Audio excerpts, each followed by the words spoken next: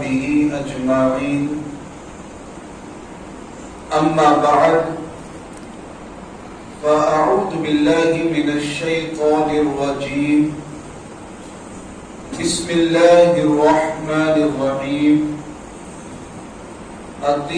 يا أيها الذين آمنوا أطيعوا الله وأطيعوا الرسول وأولي الأمر منكم صدق الله وبلغنا رسوله النبي الأمين الكريم ونحن على ذلك لمن الشاهدين والشاكرين. آئیے سوال و جواب کا سلسلہ شروع کرنے سے پہلے حضور علیہ السلام کی بارگاہ میں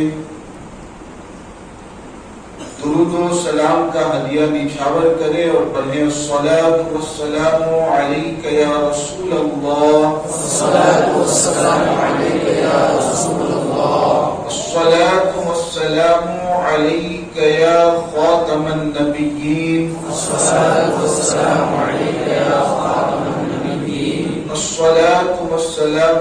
علیک یا خاتم المعصومین، الصلاۃ والسلام علیک یا خاتم المعصومین، وعلى آلك وأصحابك يا أفضل المرسلين. محترم سامعین کرام،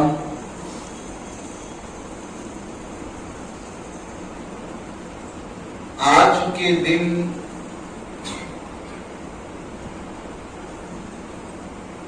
ایک ایسی ذات بابرکات کا عرس منایا جاتا ہے جس ذات کے تمام مسلمانوں پر بے شمار احسانات ہیں. میری مراد سراج الامہ، کاشف الغمہ، امام الائمہ، امام اعظم ابو حنیفہ رضی اللہ تعالیٰ عنہ. یقیناً امام اعظم کی زندگی کو اگر اٹھا کر کے دیکھا جائے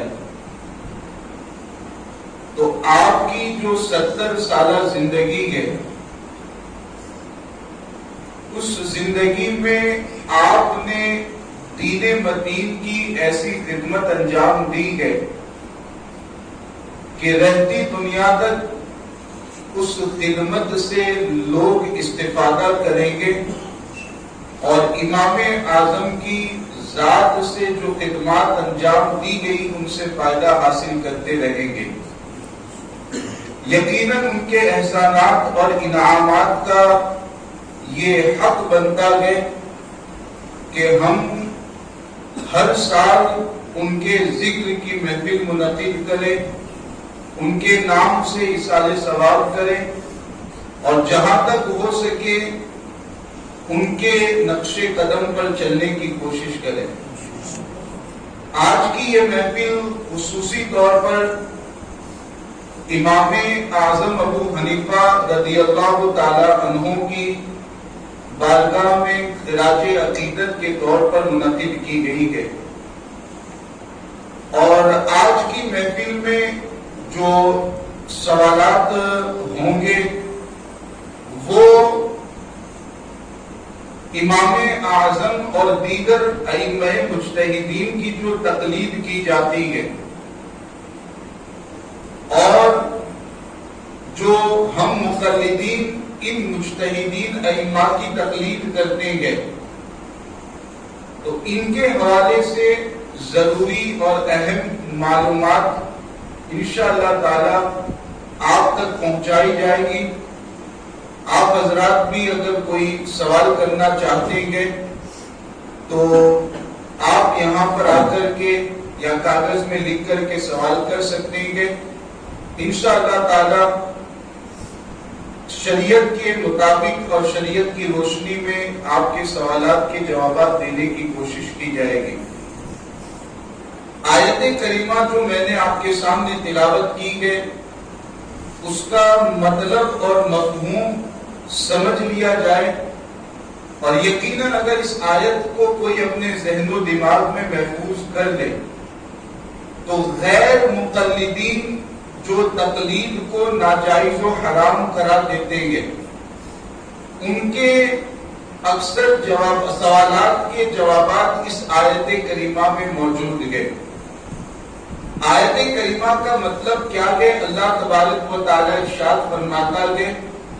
یا ایھا الذین آمنوا، اب یہ خطاب ایمان والوں سے ہو رہا ہے، اور یہاں ایمان والوں سے مراد صرف صحابہ کرام نہیں ہے بلکہ قیامت تک دنیا میں جتنے بھی ایمان والے آنے والے ہیں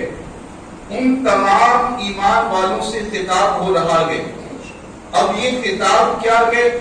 اللہ رب العزت فرماتا ہے اطیعوا اللہ،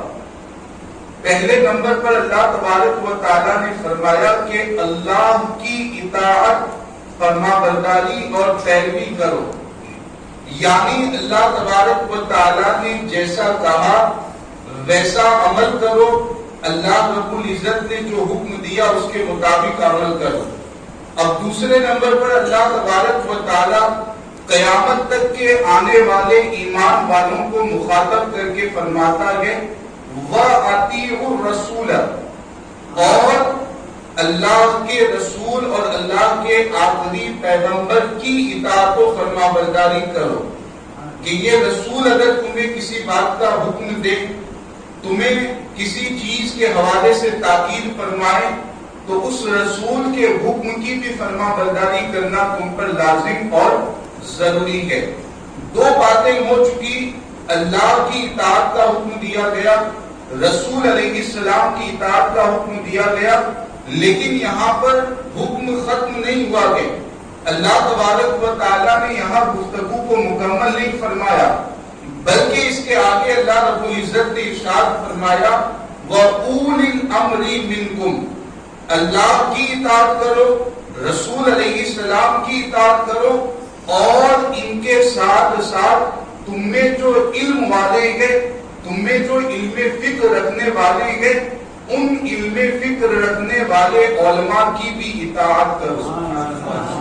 آپ غور کریں کہ اللہ تبارک و تعالیٰ کی طرف سے حکم کیا دیا جا رہا ہے؟ اللہ اور اس کے رسول کی تو اطاعت کرنی ہی ہے، اللہ اس کے رسول کی باتیں تو ماننی ہی ہے، اللہ اس کے رسول کے احکام پر عمل تو کرنا ہی ہے، لیکن اس کے ساتھ ساتھ اللہ تبارک و تعالیٰ ہی یہ حکم دے رہا ہے کہ تم میں جو علم رکھنے والے ہیں، اور خاص طور سے اگر میں تفسیر کی روشنی کے حوالے سے بتاؤں تو جو تم میں علم فکر رکھنے والے ہیں، جو تم میں علماء ہیں، جو تم میں فقہاء ہیں، ان فقہائے کرام کی بھی تم بات مانا کرو، ان مجتہدین کرام کی بھی بات مانا کرو، اور ان کی اطاعت و فرما برداری کیا کرو۔ تو اس آیت میں تین لوگوں اور تین ذاتوں کی اطاعت کا اللہ تعالیٰ نے حکم دیا ہے، یہ ہمیشہ اپنے ذہن میں محفوظ رکھیں تاکہ کوئی بھی غیر مقلدین میں سے اگر آپ کو بہکانے کے لیے آتا ہے تو فوراً اس آیت کے ذریعہ آپ سیدھے راستے تک پہنچے اور غیر مقلدین کے بہکاوے میں نہ آئے۔ اب سوال و جواب کا سلسلہ شروع کرتے ہیں۔ سر یہ سوال ہوتا ہے حضرت کہ جب قرآن شریف میں ساری چیزیں اللہ رب العزت نے بیان فرما دی ہے اور قرآن شریف کو سمجھنے کے لیے اللہ کے رسول صلی اللہ تعالیٰ علیہ وسلم کی حدیثیں موجود ہے، تو پھر اب ان ائمہ کی تقلید کرنے کی کیا ضرورت ہے؟ اولاً تو میں آپ کے سامنے دو باتیں واضح کرتا چلوں کہ تقلید جو ہم ائمہ کی کرتے ہیں، تقلید کا مطلب عام الفاظ میں اگر میں آپ کو سمجھاؤں تو تقلید کا مطلب ہوتا ہے پیروی کرنا، یعنی کسی مجتہد امام نے قرآن و حدیث کی روشنی میں قرآن و حدیث کے دلائل کو دیکھتے ہوئے کوئی مسئلہ بیان کیا، ہم اسی مسئلے میں ان کی بات کو مانتے ہوئے جیسا انہوں نے بتایا ہم ویسا ہی عمل کریں۔ تو اس کو کہتے ہیں تقلید کرنا۔ یہ چیز ذہن میں رکھیں کہ قرآن اور حدیث میں جو احکام صراحتاً بیان کیے گئے ہیں، مثال کے طور پر نماز کی فرضیت کے بارے میں صراحتاً آیا اقیموا الصلاۃ، زکوٰۃ کی فرضیت کے بارے میں قرآن میں صراحتاً آیا آتوا الزکاۃ، ایسے ہی حج، روزہ وغیرہ کی فرضیت کا ذکر قرآن اور حدیث میں صراحتاً موجود ہے۔ تو جن مسائل اور جن احکام کا ذکر قرآن و حدیث میں صراحتاً موجود ہے، ان احکام میں اور ان مسائل میں کسی امام کی تقلید جائز نہیں ہے، اور کسی امام کی تقلید ہم کرتے بھی نہیں ہے۔ تقلید ان مسائل میں کی جاتی ہے، تقلید ان احکام میں کی جاتی ہے کہ جن احکام و مسائل کا ذکر قرآن و حدیث میں صراحتاً نہیں ہے، جن احکام و مسائل کا ذکر قرآن و حدیث میں واضح طور پر نہیں ہے، تو ایسے احکام اور مسائل میں اب ہمیں کسی مجتہد امام کی تقلید اور پیروی کی ضرورت پڑتی ہے، تاکہ وہ اپنے اجتہادی علم کے ذریعہ ہمیں متعین طریقے پر بتائے کہ اس آیت کا یہ مطلب ہے، فلاں حکم فلاں آیت کے ذریعہ ثابت ہوا ہے، تو ہم اس کے بتائے ہوئے حکم کے مطابق عمل کریں۔ تو یہ دو چیزیں پہلے تو واضح کر لیں کہ جو مسائل صراحتاً اور وضاحتاً قرآن و حدیث میں مذکور ہیں، ان میں کسی امام کی تقلید ہم نہیں کرتے۔ تقلید اور پیروی امام کی ان احکام میں کرتے ہیں جن کا ذکر قرآن اور حدیث میں صراحتاً نہیں ہے۔ اب یہاں پر یہ جو سوال کیا گیا، اور غیر مقلدین اکثر یہی سوال کرتے ہیں کہ آپ کا کہنا کہ قرآن میں سب کچھ ہے، آپ کا کہنا کہ حدیث میں سب کچھ ہے، تو جب قرآن اور حدیث میں سب کچھ ہے تو امام کی بات ماننے کی کیا ضرورت ہے؟ کسی مجتہد کی تقلید اور پیروی کرنے کی کیا ضرورت ہے؟ تو اس سوال کا جواب میں ایک واقعے کے ذریعے آپ کے سامنے پیش کرنا چاہوں گا۔ حضرت عمر بن خطاب رضی اللہ تعالیٰ عنہ کا دور خلافت ہے۔ اب آپ جانتے ہیں کہ صحابی رسول ہیں، ان کا دور خلافت ہے، اور ان کے دور میں بھی صحابہ کرام موجود تھے۔ تو حضرت عمر بن خطاب رضی اللہ تعالیٰ عنہ ایک میٹنگ بلاتے ہیں اور تمام صحابہ اور تابعین وغیرہ کو جمع کرتے ہیں، اور جمع کرنے کے بعد آپ یہ فیصلہ فرماتے ہیں کہ اگر تمہیں مسئلہ معلوم کرنا ہے، مسئلہ پوچھنا ہے، تو کس کے پاس جانا ہے؟ تو آپ اس کی وضاحت کرتے ہوئے فرماتے ہیں کہ اگر قراءت کے متعلق تمہیں کوئی سوال کرنا ہے، یہ کون حکم دے رہا ہے؟ فاروق اعظم کی ذات جو خلیفہ دوم ہے اور حضور علیہ السلام کے مشہور صحابی ہے، وہ صحابہ کرام کے اور تابعین کرام کے مجمع میں حکم دیتے ہیں کہ اگر تمہیں کوئی قراءت کے متعلق مسئلہ معلوم کرنا ہے تو آپ یہ نہیں کہتے کہ تم قرآن کھول کر کے بیٹھ جاؤ اور قرآن پڑھنے لگو، تم حضور علیہ السلام کی حدیثوں کو دیکھو، بلکہ حضرت عمر فاروق اعظم رضی اللہ تعالیٰ عنہ فرماتے ہیں کہ اگر قراءت کے متعلق تمہیں کوئی مسئلہ معلوم کرنا ہے تو ابی بن کعب کے پاس جا کر کے پوچھو۔ آگے فرماتے ہیں کہ اگر براءت کے تعلق سے کوئی مسئلہ معلوم کرنا ہے تو زید بن ثابت کے پاس جا کر کے پوچھو۔ آگے فرماتے ہیں کہ اگر فقہ کے تعلق سے تمہیں کوئی مسئلہ معلوم کرنا ہے تو تم معاذ بن جبل کے پاس جا کر کے فقہ کا مسئلہ پوچھو۔ عزیزان ملت اسلامیہ، آپ غور کریں کہ یہ جو غیر مقلدین کا اعتراض ہے جو ابھی 200 سال میں پیدا ہوئے گے، یہ بھی میں آپ کے سامنے واضح کرتا چلوں کہ 1450 سال جو گزر چکے ہیں تقریباً اسلام کو آئے ہوئے اور حضور علیہ السلام کو اسلام کی دعوت پہنچائے ہوئے، تو ان 1450 سال میں غیر مقلدین کا اگر آپ زمانہ دیکھیں گے اور ان کی پیدائش کا زمانہ دیکھیں گے تو 200-250 سال سے پہلے آپ کو غیر مقلدین نہیں ملے گی۔ یہ جو غیر مقلدین کی ایک جماعت باضابطہ پائی جاتی ہے جو کہتے ہیں کہ ہم کسی امام کی تقلید نہیں کرتے، یہ 200-250 سال میں پیدا ہوئے گئے۔ تو ان کا جو اعتراض ہے حضرت عمر فاروق اعظم پر بھی اعتراض پڑے گا کہ جب قرآن میں سب کچھ ہے، حدیث میں سب کچھ ہے، تو آپ قراءت کا مسئلہ معلوم کرنے کے لیے ابی بن کعب کے پاس کیوں بیٹھ رہے ہیں؟ وراثت کا مسئلہ معلوم کرنے کے لیے زید بن ثابت کے پاس کیوں بھیج رہے ہیں؟ فقہ کا مسئلہ معلوم کرنے کے لیے معاذ بن جبل کے پاس کیوں بھیج رہے ہیں؟ تو پتا چلا کہ یقیناً قرآن و حدیث میں سب کچھ ہے، لیکن ہمارے پاس اتنا علم بھی تو ہونا چاہیے کہ ہم قرآن و حدیث سے ان احکام کو نکال سکیں جن احکام کا صراحتاً ذکر موجود نہیں ہے۔ تو حضرت عمر فاروق اعظم رضی اللہ تعالیٰ عنہ کے اس طرز عمل کے ذریعہ اس بات کا جواب ہو گیا کہ قرآن و حدیث جب ہمارے پاس گئے تو پھر ہمیں کسی امام اور کسی مجتہد کی تقلید کی کیا ضرورت ہے؟ سر یہ سوال بھی کرتے ہیں کہ صحابہ کے دور میں کہاں تقلید ہوگی؟ تقلید کا مطلب میں نے آپ کے سامنے سمجھا دیا، آپ کے سامنے واضح کر دیا کہ تقلید کا معنی پیروی کرنا۔ کوئی بھی مجتہد قرآن اور حدیث کی روشنی میں یاد رکھے گا کہ ہم جو مجتہد کی بات مانتے ہیں، جیسے ہم امام اعظم ابو حنیفہ کی تقلید کرنے والے ہیں، ہم ان کے مقلد ہیں، تو ہم جو ان کی بات مانتے ہیں تو ایسا نہیں ہے کہ بغیر دلیل کے ان کی بات مان لیتے ہیں، ایسا نہیں کہ وہ اپنی طرف سے مسئلہ بیان کرتے ہیں، اپنے طور پر مسئلہ بیان کر دیتے ہیں، بلکہ امام اعظم ہو یا کوئی بھی مجتہد ہو، ان کا طریقہ کار یہی ہوتا ہے کہ وہ قرآن میں، حدیث میں، اجماع امت میں اچھی طریقے سے غور و فکر کرتے ہیں، پھر انہی کے دلائل کو سامنے رکھتے ہوئے مسائل ہمارے سامنے بیان فرماتے ہیں۔ تو امام اعظم نے جتنے مسائل بیان کیے وہ قرآن و حدیث اور اجماع امت کی روشنی ہی میں بیان کیے۔ یہی وجہ ہے کہ آپ کا یہ صراحتاً قول موجود ہے، اذا صح حدیثی فہو مذہبی۔ یہ امام اعظم نے فرمایا کہ جب کوئی حدیث صحیح میرے سامنے آ جاتی ہے تو وہی میرا مذہب ہوتا ہے اور اسی کے مطابق میں مسئلہ بیان کرتا ہوں۔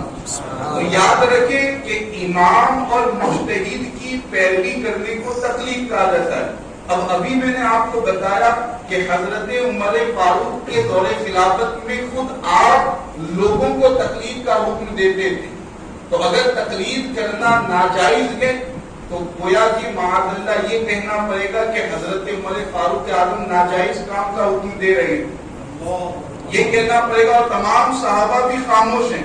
تابعین کرام بھی خاموش ہیں، حضرت عمر کی اس حکم پر کسی نے اس کا رد عمل نہیں کیا اور کسی نے اس کو انکار نہیں کیا کہ ہمارے سامنے قرآن کے حدیث کے ہم تقلید کیوں کریں گے، ہم فلاں صحابی کے پاس پوچھنے کیوں جائیں گے۔ تو پتا چلا کہ امام اور مجتہد کی تقلید جو کی جاتی ہے یہ صحابہ کرام کے دور میں بھی یہ رائج تھی۔ جب حضور علیہ السلام دنیا میں تشریف فرما تھے اس وقت تو تقلید کی ضرورت ہی نہیں تھی، کوئی بھی مسئلہ اگر پیش آتا صحابہ کرام حضور علیہ السلام کی بارگاہ میں وہ مسئلہ لے جاتے، حضور علیہ السلام کا قول اور فعل یہ شریعت کا حکم ہوا کرتا تھا۔ جب حضور علیہ السلام دنیا سے تشریف لے گئے تو اب اس کے بعد تقلید کی ضرورت پیش آئی، اور صحابہ کرام بھی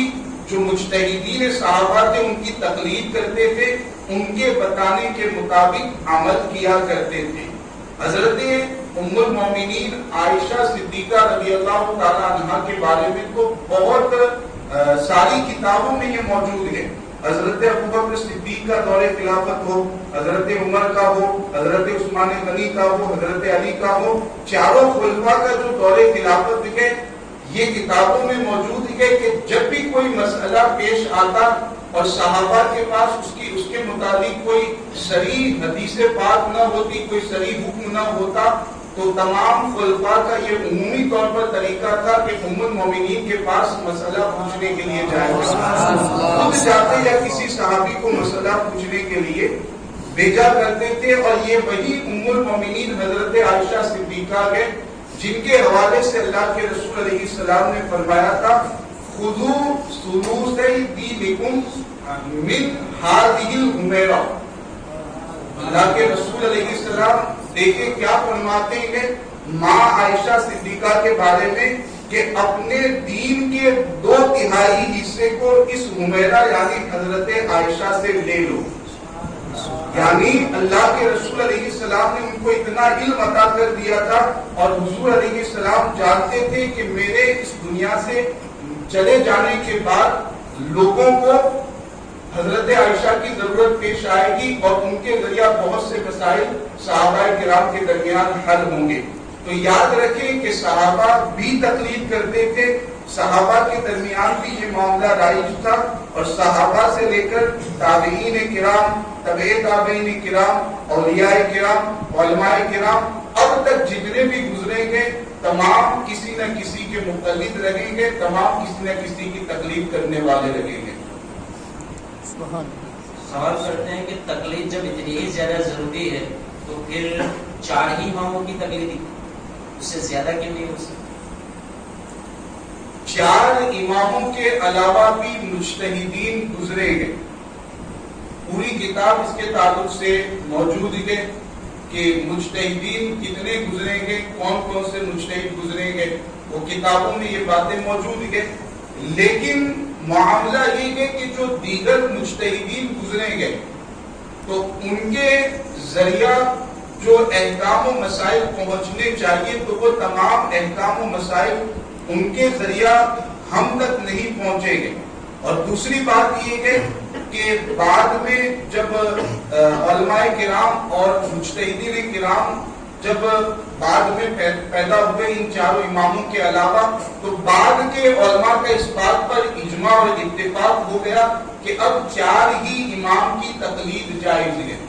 یہ بعد کے علماء کا اجماع اور اتفاق ہو گیا اور اب تک یہی اجماع اور اتفاق ہے کہ جو 4 امام ہیں ان میں سے کسی ایک امام ہی کی تقلید کرنا جائز ہے. تو جب اجماع ہو چکا ہے تو ایسی صورت میں کسی دوسرے مجتہد کی تقلید کرنے کی اجازت نہیں رہے گی. کچھ مسائل میں احناف یعنی حنفیوں کی تقلید کریں, کچھ مسائل میں شوافی کی, اس طریقے سے دوسرے امام کی تقلید کچھ مسائل میں کرنا جائز ہے. اس بات پر بھی اجماع اور اتفاق ہے کہ عام حالات میں کسی ایک ہی امام کی تقلید کرنا ضروری ہے. یہ نہیں ہے کہ بعض مسائل میں حنفیوں کے مطابق عمل کرے, بعض میں شوافی کے مطابق عمل کرے, بعض میں حنبلیوں کے مطابق عمل کرے. اس کی بھی اجازت نہیں ہے. اس پر بھی اجماع ہو چکا کہ کسی ایک امام ہی کی تقلید کرنا واجب ہے. امام اعظم رضی اللہ تعالیٰ کس طریقے سے مسائل کا استنباط کرتے تھے؟ امام اعظم ابو حنیفہ رحمت اللہ تعالی علیہ کا طریقہ یہ تھا کہ آپ اپنے شاگردوں کو بٹھاتے, کوئی بھی جو بھی مسائل ہمارے سامنے بتائے گئے ہیں کہ نماز میں یہ رکعتیں ہیں, فلاں جگہ یہ حکم ہے, فلاں چیز کے بارے میں یہ حکم ہے, جو مسائل ہمارے سامنے بیان کیے جاتے ہیں اور ہم جن مسائل کو کتابوں میں پڑھتے ہیں تو ان مسائل کو امام اعظم اس طور پر ان کا استنباط کرتے تھے کہ آپ کے شاگرد موجود ہوتے, امام ابو یوسف, امام محمد, امام ظفر وغیرہ جو شاگرد اس موقع پر تھے تو وہ تمام شاگرد آپ کی بارگاہ میں موجود رہتے. پھر اس کے بعد ایک مسئلہ لیا جاتا کہ اس کے بارے میں شریعت کا کیا حکم ہے. تو اب تمام شاگرد اور خود امام اعظم غور و فکر کرتے کہ قرآن کی آیات میں کہیں اس مسئلے کا ذکر ہے, احادیث طیبہ میں کہیں اس مسئلے کا ذکر ہے, اجماع امت میں کہیں اس مسئلے کا ذکر ہے, صحابہ کے اقوال میں کہیں اس مسئلے کا ذکر ہے. اس طرح غور و فکر کیا جاتا. تمام شاگرد اور امام اعظم خود غور و فکر کرتے اور غور و فکر کرنے کے بعد تمام کا جب اتفاق ہو جاتا کہ ہاں یہ مسئلہ فلاں جگہ پر آیت میں ذکر کیا گیا یا فلاں حدیث میں اس مسئلے کا ذکر موجود ہے, تو پھر جب سب کا اتفاق ہو جاتا تو اس مسئلے کو تحریر کر لیا جاتا, اس کو لکھ لیا جاتا. اس طریقے سے امام اعظم نے تمام مسائل کا استنباط فرمایا ہے. جہاں کسی امام کا اختلاف ہوتا تو اس کو بھی تحریر کیا جاتا, اس کو بھی ذکر کیا جاتا. تو یہ طریقہ عمل تھا مسائل کے استنباط کرنے کے حوالے سے. امام اعظم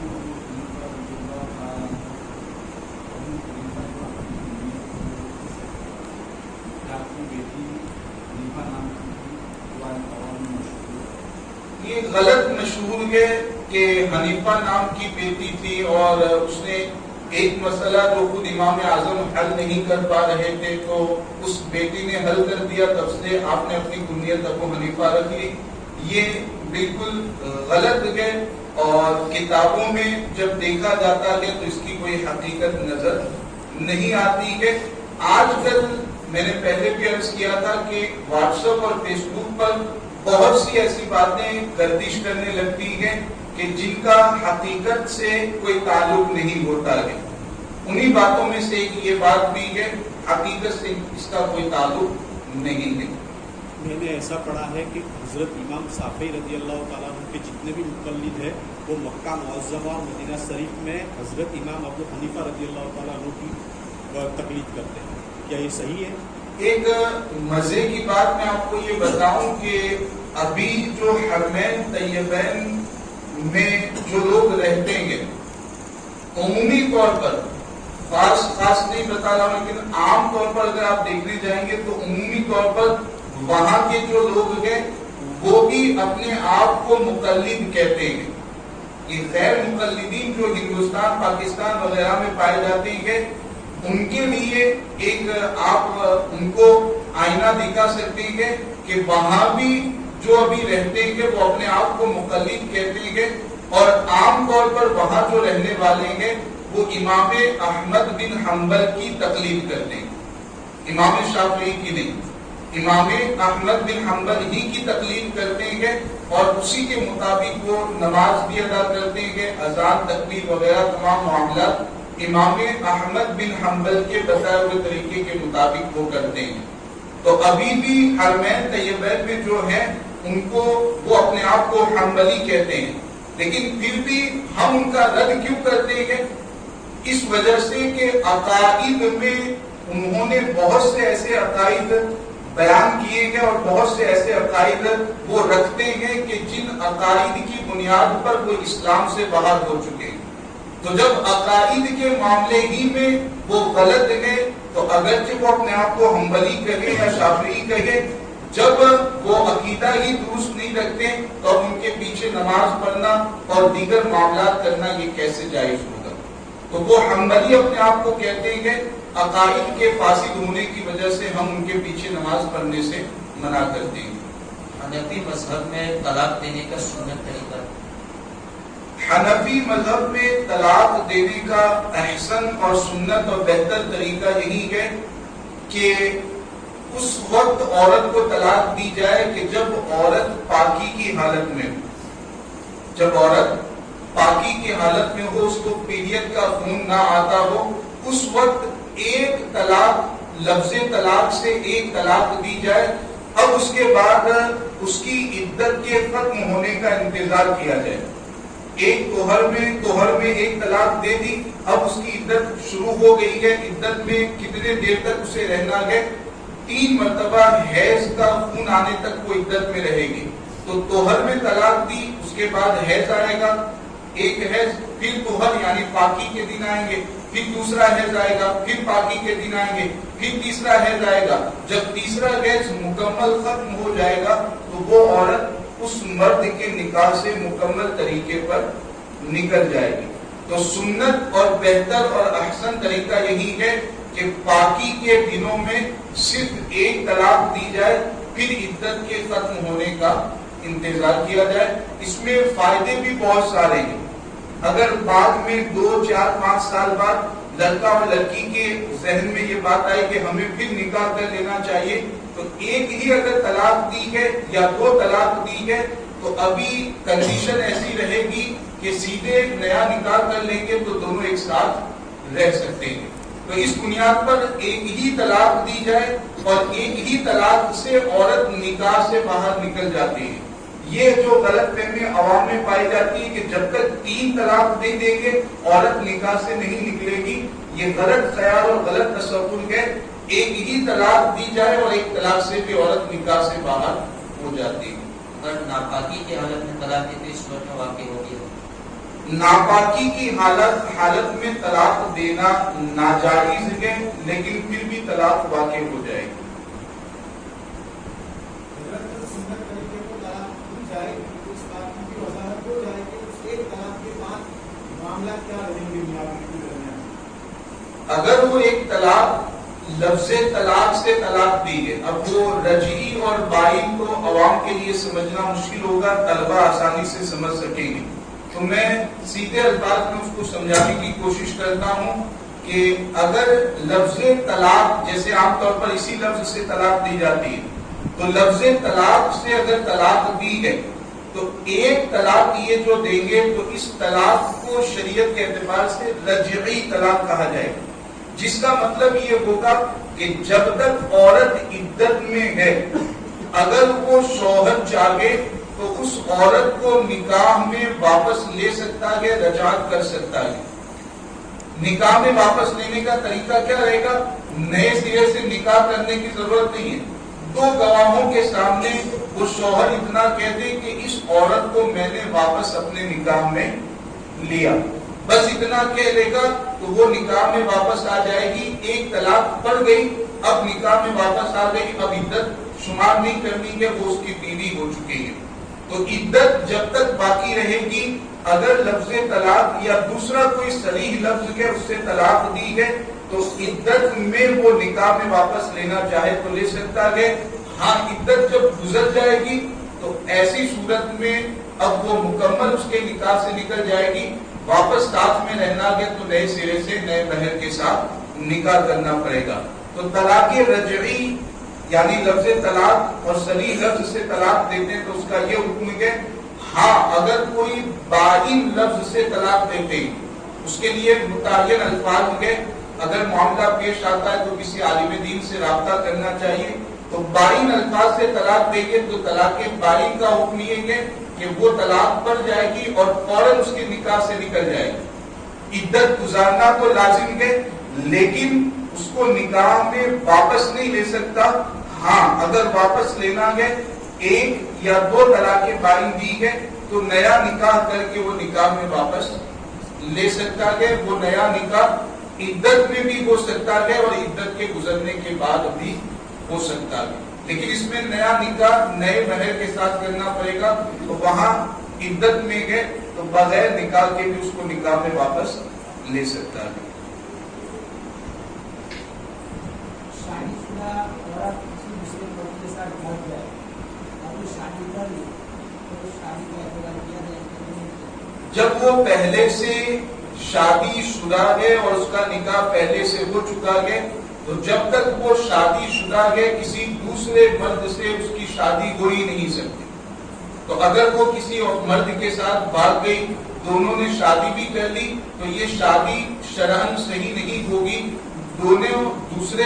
دوسرا مرد ہے وہ اس کا شوہر نہیں ہوگا اور ساتھ میں رہنا اس کے لیے جائز نہیں ہوگا، وہ عورت پہلے ہی شوہر کی بیوی مانی جائے گی، جب تک وہ طلاق نہیں دے گا وہ اس کے نکاح سے نہیں نکلے گی۔ ظلم اور زیادتی ہے، شرعاً بالکل اس کی اجازت نہیں۔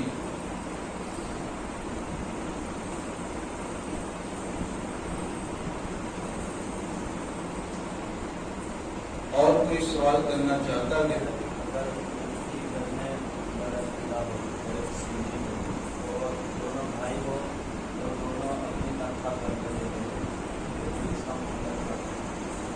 اولاً تو یہ جو سوال ہو رہا ہے کہ ایک بھائی بدعقیدہ ہے اور دوسرا بھائی سنی ہے، تو اس سوال کا جواب دینے سے پہلے میں یہ تاکید کروں گا کہ اس بدعقیدہ بھائی کو سمجھانے کی کوشش کی جائے، اس کو سنیت کیا ہے، دیوبندیت کیا ہے، اس کے حوالے سے مکمل اس کے سامنے وضاحت کی جائے اور اس کو سمجھایا جائے آخر وہ بدعقیدہ کیوں ہے، کیا وجہ ہے کہ اس کو سنیت کے حوالے سے معلومات نہیں ہے۔ تو سنی کیا ہوتا ہے، اہل سنت و جماعت کیا ہے، وہ تمام باتیں اس کو بتائی جائے اور کوشش کی جائے کہ وہ بدعقیدہ نہ رہے بلکہ سنی ہو جائے۔ اگر بدعقیدہ رہتا ہے تو پھر اس کا مکمل بائیکاٹ کیا جائے اور وہ جو تنخواہ لاتا ہے اس کا بھی بائیکاٹ کیا جائے، اس کو بھی منع کر دیا جائے کہ تم تنخواہ مت دینا، تم اپنے آمدنی کو گھر میں خرچ کے لیے مت دینا، سختی سے منع کر دیا جائے تاکہ وہ اپنی بدعقیدگی سے توبہ کر لیں۔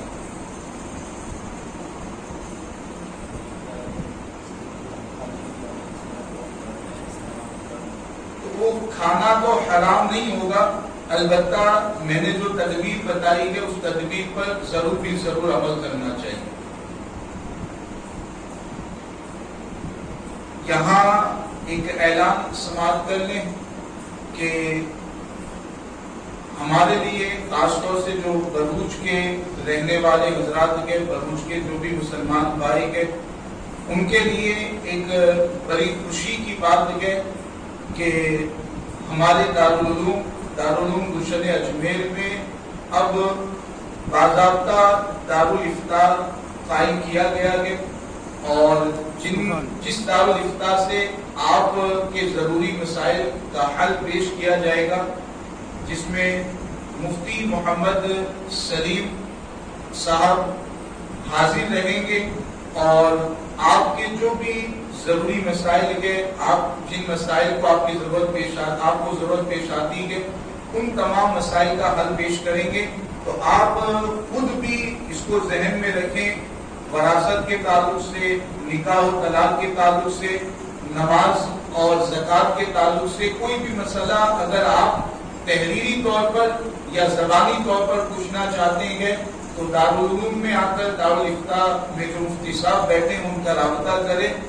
اور دوسروں تک بھی اس بات کو پہنچائے تاکہ شرعی مسائل کا حل وہ یہاں کے دارالافطار سے لے سکیں۔ اللہ رب العزت کی بارگاہ میں دعا ہے کہ اللہ تبارک و تعالی ہم سب کو دین و سنیت کی خدمت خلوص و للہیت کے ساتھ کرنے کی توفیق عطا فرمائے، اور جو کچھ مسائل احکام بیان کیے گئے مولا تبارک و تعالی بیان کردہ احکام اور مسائل پر ہم سب کو عمل کی توفیق عطا فرمائے۔ اس طرح دین کے احکام و مسائل کو سیکھ کر ان پر عمل کی توفیق عطا فرمائے، ایمان و عقیدے کی سلامتی عطا فرمائے، اور ایمان و عقیدے ہی پر اللہ تعالیٰ ہمیں موت نصیب فرمائے۔ اللہم ربنا تقبل منا انک انت السمیع العلیم وتب علینا انک انت التواب الرحیم۔ ان اللہ وملائکتہ یصلون علی النبی يا أيها الذين آمنوا صلوا عليه وسلموا تسليما۔ اللهم صل على سيدنا محمد وبارك وسلم صلاة وسلاما عليك يا رسول الله